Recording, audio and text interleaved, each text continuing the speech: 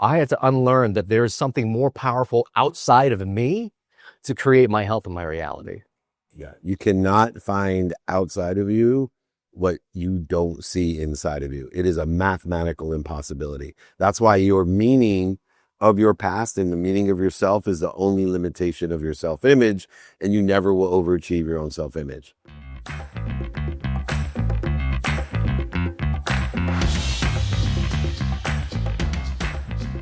Hello and welcome back to another episode of the Thrive State Podcast. I am your host, Dr. V, triple board certified MD and performance and longevity expert. And on today's podcast, we give you a very special interview with myself and David Meltzer, actually performed at SoFi Stadium. This was actually an excerpt from a SoFi mastermind held by David Meltzer, where I've got an opportunity to really talk about what is new and upcoming in the world of performance and human potential.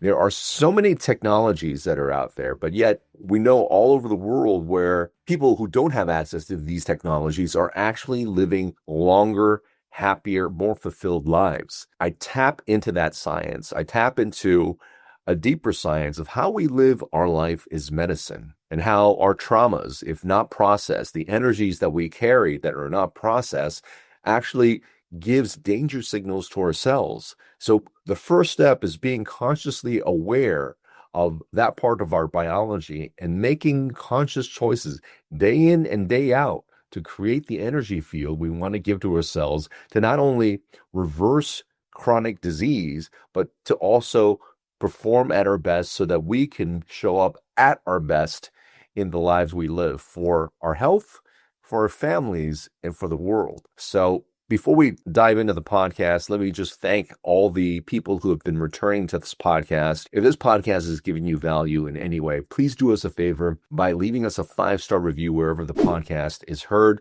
Subscribe to the podcast, follow me on social media, and sharing my content with your friends and family members. This is really going to allow this message and this community to grow. And finally, let me just give you a gift. There is a digital version of me that is just released, and you can ask it questions on longevity, on performance, on regenerative medicine, on peptides, on spiritual teachings of performance and longevity.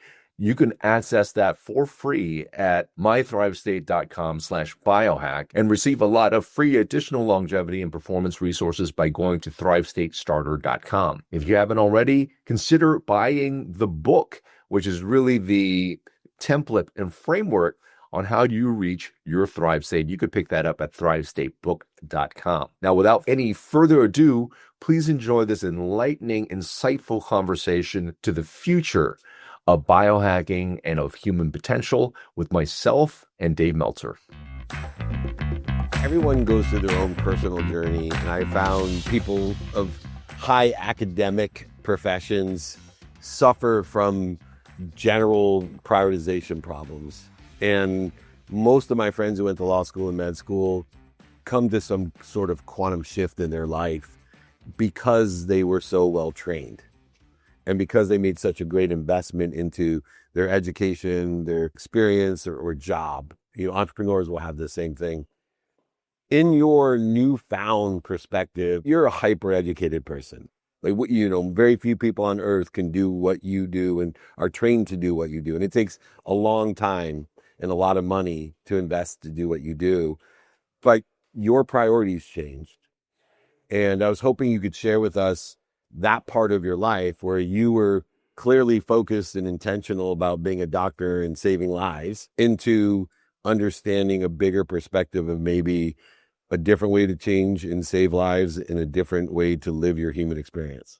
Well, great question. Thank you, Dave. So much of, I think, where I'm going now in the human potential and longevity space is what I had to unlearn to see who I really am. The person that had built the doctor, that had gone through the Howard Hughes Medical Institute, UCLA, was a version of myself that was chasing something outside of myself because I didn't feel worthy. You know, I was a boat refugee from Vietnam, for those who don't know. And growing up, I was constantly being teased for being poor, for being short, for being Asian. And so there was 2 out of 3 is not bad. right? But my entire life was chasing. My entire life was, how do I build this facade? How do I get something outside of myself so that I could feel worthy? And it was constantly chasing that until 10 years ago, as a doctor, as a surgeon who was working on people with heart disease and diabetes, that I got diabetes myself. And it was that hustling and chasing process of not living my life intentionally. It was carrying this belief that I was not worthy, not enough, that created all of that. That was the dis-ease, that was the energy I was living in my body. And that was the messages that I was giving my mitochondria and my DNA, because our cells are constantly listening moment to moment of the messages we give to it by how we live life and how we see the world.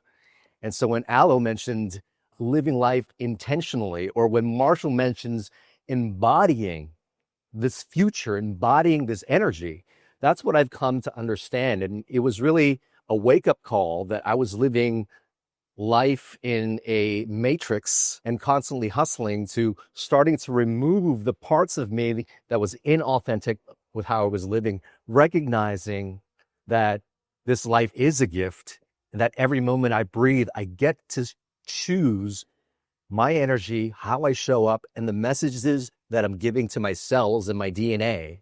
And when you shift that, your body begins to listen. And not only do you free yourself from chronic disease, but your cells start functioning in a way that optimal cells leading to optimal tissues, leading to optimal organs, leading to optimal systems will give yourself peak potential. So you're here to create more of what you're here to create in the world.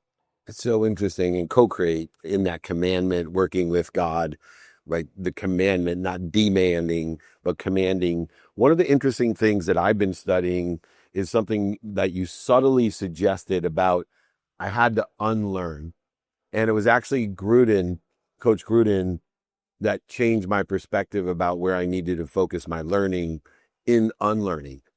Is that when he got into trouble at the NFL, and I was interviewing some people, they're like, I've known John Gruden since he started, and he's a good person. He just needed to unlearn some things. He has no bad intentions. And I think, especially being a white middle-aged man, there's a lot to unlearn. There's just a lot to unlearn so that we can be more enlightened. And one of the lessons when you say unlearn is that I have, 2 columns new in my learning columns. One is called emotional expense. It's in my spreadsheets. I now look at the emotional expense of an employee, of my office, of a project that I'm working on, vetting an investment opportunity. I actually quantify emotional expense by 2 things. How much time emotionally is it going to take for me? And how much interference emotionally is it going to create to stop me from being productive, accessible, and gracious?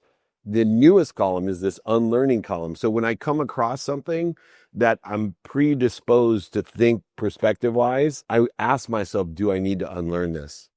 Because shit has changed. I'm 57 years old. And there's stuff I learned in college and law school and business school in my first job that I would tell you was 100% true. And I now question things by, do I have to unlearn this? Because time, emotion, and value has changed so much that one of the things I had to unlearn was a basic one. I believe for a lot of my life that you needed to wake up early to be successful. You needed to. If you didn't wake up somewhere between 4 and 5 a.m., you would never reach your potential. And I believe in the format of 9 to 5 jobs, that probably statistically was good advice. Waking up early would help you in your career and in your life. Today, not even close. You wake up when you're supposed to wake up and you go to bed, naturally it makes you feel good.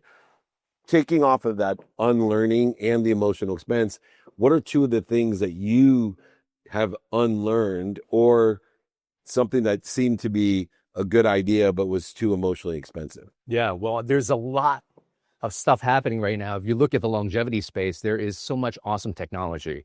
There are peptides that people are using. The gentleman right over there was just demonstrating. I mean, he's 60 and he looks great, right? There he is. He's actually 80. He's actually 80. He doesn't want to tell people, right? Look how old I am on the internet. It says I'm 63. I'm not having him change it for 2 reasons. Makes me look really good, and 2, it's impossible to steal my identity because I keep giving my bank the wrong birthday. It's like people are like, why don't you change it? I'm like, fuck that. That's good news. Everyone, see, August 26th is my new birthday.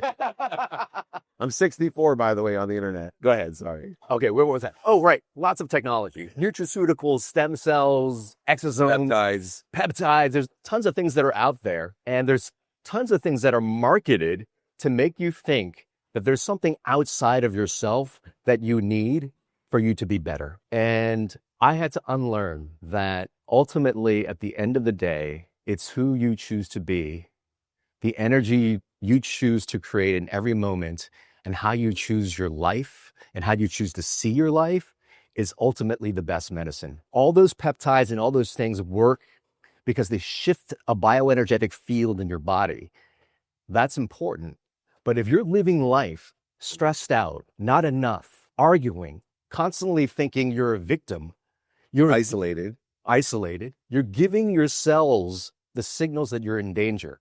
What it does to your mitochondria and your DNA is it shifts your whole physiology into protect, which increases inflammation in your body, which lowers your immune system. And that milieu leads to poor performance, which you then need something outside of yourself to try to boost things back up. So I'm not poo-pooing on any of this technology, but one of the things I had to unlearn is how you choose to see life and the world. That thing, your consciousness, and how you choose to live from that place, it affects your health, it affects your relationships, and it affects the reality that you create. And so I had to unlearn that there is something more powerful outside of me to create my health and my reality. Yeah. You cannot find outside of you what you don't see inside of you. It is a mathematical impossibility. That's why your meaning of your past and the meaning of yourself is the only limitation of your self-image, and you never will overachieve your own self-image. There's a direct correlation in that.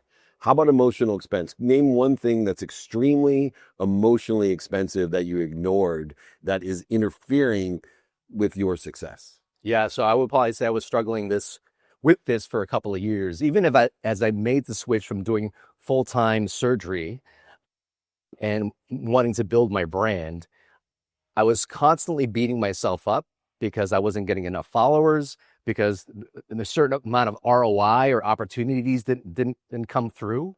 So yes, I shifted my identity a little bit, but I was still carrying, I am not enough, that I needed something outside of myself.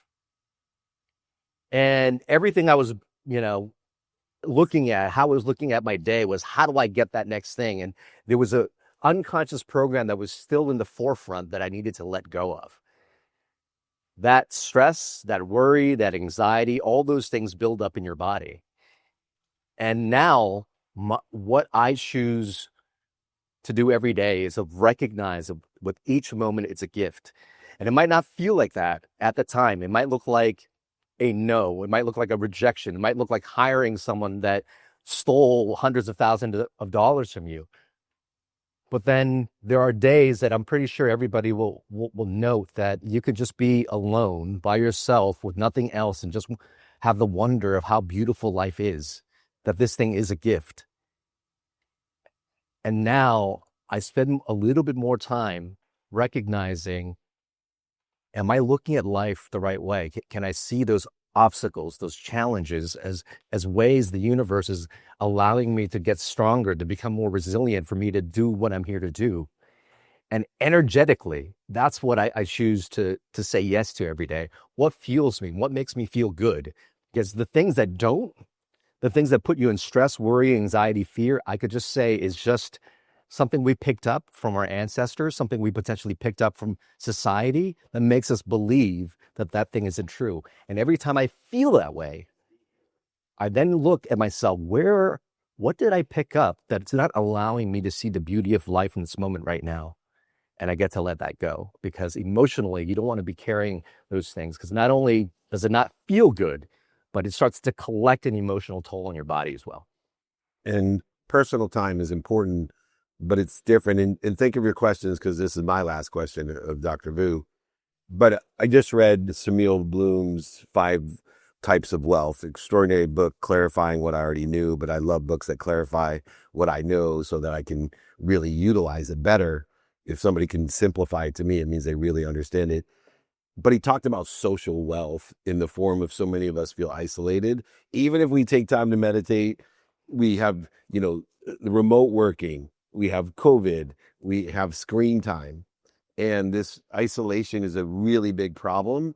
Even where the blue zones, they used to think it was the water, the air, the nutrients of all these different blue zones where they have the most amount of people that live the longest, like over 100.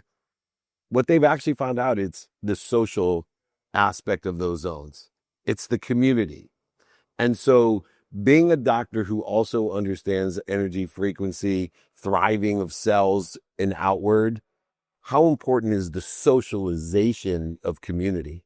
Oh my God, this is who we are meant to be. If we look at any ecosystem around the world, we are all meant to exist with a purpose, and that purpose is to elevate everything around us. Our human body is made up of individual cells. Every individual cell, you've got tons of liver cells that do similar things, which is detoxify. So we'll all share similar gifts, but every single cell in that liver does something a little bit different, but it contributes to this entire ecosystem that is the human body. That's why we're here. We are individual cells in the body and the consciousness of humanity itself. We make up organisms such as our families, such as our teams, such as our organizations, and this collective body that is the human body that is made up of everybody on this planet. How we are wired is we need that connection, not only from other human beings, but when we connect with, our angelic friends, such as dogs, we actually have oxytocin raised in our body. So our body is meant to be fueled and to improve and to be optimized when we connect with other people. That is so important. Like, people in the blue zones, and as he was saying, Icaria, Greece, Costa Rica, Okinawa, Japan, Loma Linda, California, Icaria, Greece, these places, they thrive in community. They used to think that, and in many of these communities, people drink. And, they postulated that drinking was actually good for health. I don't necessarily think that's completely true. Enjoy your glass of wine, yes, but it was what they were doing. They were celebrating life. They were experiencing life, because that connection fuels why we're here. It is our ego space that makes us think that we might be separate from other people. When that thing is on, we are in the stress, survival, and fear mode. When we start to recognize that why we are here is deeply interconnected with this person and that person, why I can meet somebody randomly at the gym and say, come out to this event here.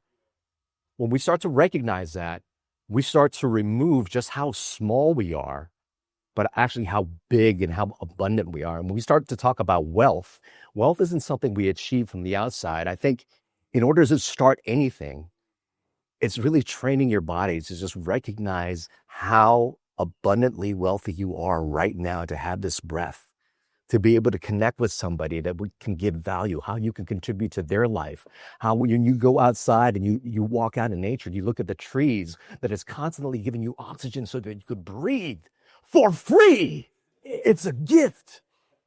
To be able to see how wealthy you are in that moment, that energy, that vibration, that frequency, when you carry that out into a room like this, that's when you say, oh, wow, you should go speak at my next mastermind, or you want to do this TV segment with me? That, above all the strategies that I used to want to think in terms of who I need to hire in my team to get to the next level, that has brought me more than anything else. I hope you're enjoying the podcast so far. If you are, I just wanted to let you know, join our community. There's so many free resources and a great community of people that desire health, happiness, human potential, to have more in their life, more health, more energy. And when you have those two things together, you could create more happiness, more abundance, whether it be financial, romantic, all these things in your life. And if you're just starting out, you don't know where to go, just sign up for ThriveStateStarter.com, because in there you're going to get a bundle of information that includes a longevity ebook, a longevity and performance resource guide, lecture notes that come from my keynotes at Google, at Fortune 500 companies, all the insights in that keynote in lecture slide form given to you. And then finally, breathwork. I share 3 powerful breathwork exercises to access calm, which really gives you clarity and peace during the day, to access energy, if you need to wake up and really motivate yourself. And finally, a breathwork routine that you could do every single morning so that you could be very intentional with how you create that day. You can find all this stuff delivered free to your inbox at thrivestatestarter.com. And our community is growing. If you want to be a part of a community of people that desire the Thrive State, that are really in Thrive State themselves and help other people along with that, you could be a part of the community. You can get group coaching from me. We do breathwork sessions, meditation sessions, and you also get to drop in and participate in podcasts in the future. You could find more about the community at mythrivestate.com. That's mythrivestate.com. So check out those resources. You're not going to be disappointed. And please enjoy the remainder of this podcast. Shifting the paradigm of simply I am, what am I doing to interfere with it, has always resonated with the lessons that we've shared together. All right, we have about 10 minutes for questions. Go ahead. And so you're talking about like fear and scarcity, how it negatively affects ourselves, right? What about faith, humility, grace, patience, mercy? Would then that also actually heal us then? 100%. The ultimate medicine, as you guys consider our human body and how to get longevity, peak performance, and human potential, I invite you to just recognize the power you have to control the energetic environment of your body, because your cells, your DNA, your mitochondria are constantly listening. The feeling of gratitude, the feeling of faith, of having that devotion to faith, of recognizing you are not here by mistake. You were here because you were that individual cell, just like that single liver cell is there so that all of this functions. Having that faith shifts everything. It allows you to take those struggles, those challenges, and going, how is the source, the universe, God, allowing me to grow in this space? That allows you to shift any moment in life because you have a new story in how you look at the world. And because you have that, you shift your energy. And your energy ultimately is your best medicine. It could be your medicine or it could be your poison. So faith, super important. Devotion.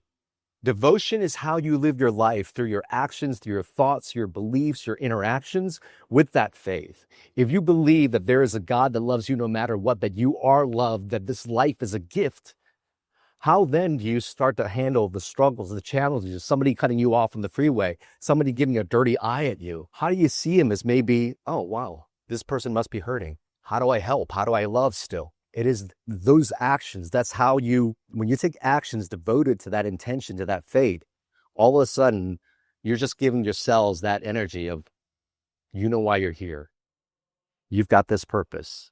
Shifts everything. And they're all free, by the way. Yeah. All the things you listed, they take about 0.1 seconds and they're free. My favorite quote in the world, it dropped me to my knees the first time I heard it, and every time I have to relearn it, especially when my mom passed, is very simply, you're either humble or you're about to be.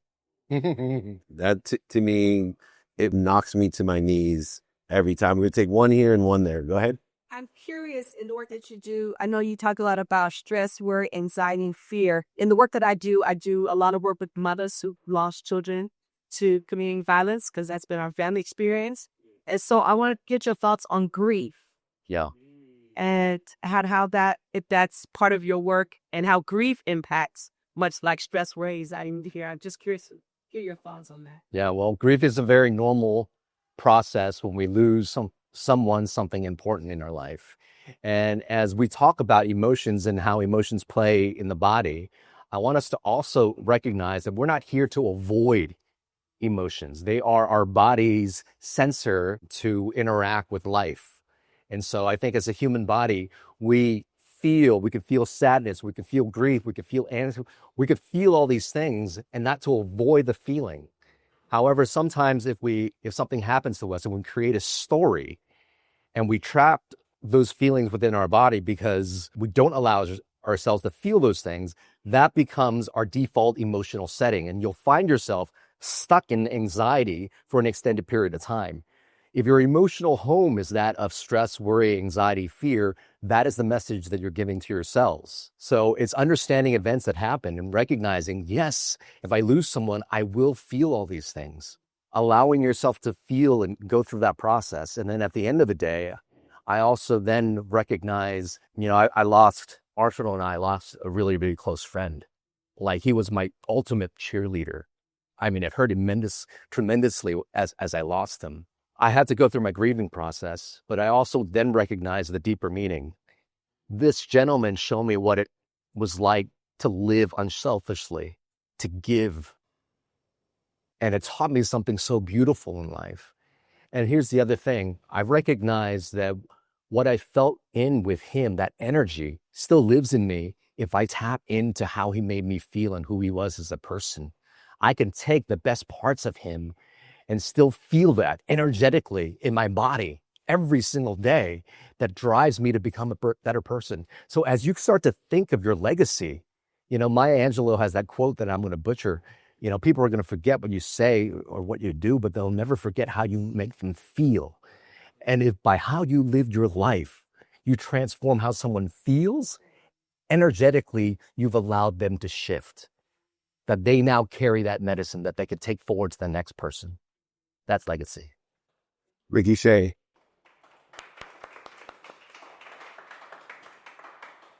So as of right now, because of my health journey, just super high frequency, my energy Morse field is quite sensitive. When you're around people who say it's a close person in my life, and I can't not interact with them. Some days they're just really off, and I feel it makes me unnerved. And I beat myself up because I'm like, man, I want to be able to control that and keep the force build up. Like, is it my fault that I don't have an intentional force field, or some part of my soul wants to need time away or space, or just not allow that to enter? But isn't our responsibility full time to have that force field by knowledge and penetrate, or do we have to monitor and keep some people at bay in the situation? Yeah. The work that we do, that inner work to create that feeling, requires time, dedication, and devotion to that. I'm going to speak to my personal relationship. I'm going to marry the person I've been engaged to for 5 years this October. It took all this time to recognize she's the right one for me. And we did something very super powerful, and I just want to share that with you. During the time we've been together, there's a lot of trauma that she had in her life. An alcoholic father, a gentleman that asked her to have an abortion. And so her trust in men and her nervous system was such that allowed her, because she was hurt, behave in such a way that was through anger and rage and all those things. And it affected my nervous system the entire time we've been together. Throughout the time, initially, it was just driving up my nervous system. And I'm like, who is this? Can I be with this person? We have a child together. It was like, do I need to stay in this? It feels so awkward. Then I started to do more of the deep inner work. Initially, when we don't have those tools yet, it is important for you to hold boundaries energetically. I could see that something's coming up for us and I don't like this energy. I love you. Can we just have a little bit of time and space together and hold the frequency? You're going to build up to the muscle of that. We had something just a week ago or so, and I was really in a space where I'm like, do I contemplate this marriage? Because this stuff still keeps coming up. I got to the point where I'm like, no, I am the ultimate creator of my life and my energy. This person gave me the gift of this child that is a constant teacher of what it's like to be alive. I get to do the work of understanding trauma in other people, of understanding that hurt people. And when that comes at me, it has nothing to do with me. I've learned to create that space where I get to choose love in any moment. And we had a conversation where she was just like, that version of her was still coming at me. I'm like, I love you. This is the life I see for us. This is the vision for us. Feel that, know that.